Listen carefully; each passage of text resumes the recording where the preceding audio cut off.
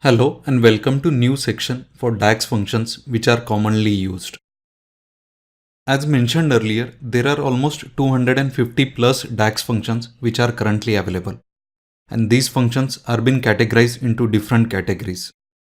Now in this section I will be explaining you some of the most frequently used DAX functions from 5 categories.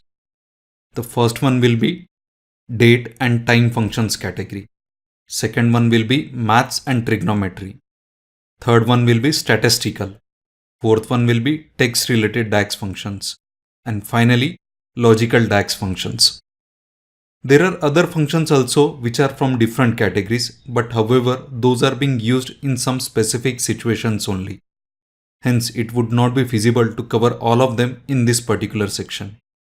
However, rest assured that all of these DAX function you will learn now will be more than enough to get you started on your DAX journey.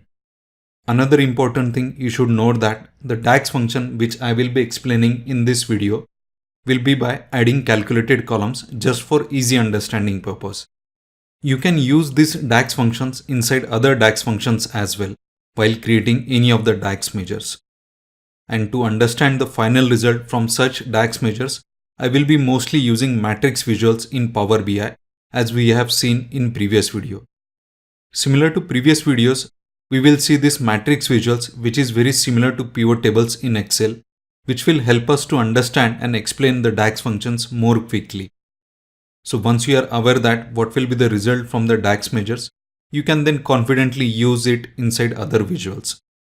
So just to reiterate, we will be using calculated columns and matrix visuals for explanation of all of these DAX functions only for easy reference purpose.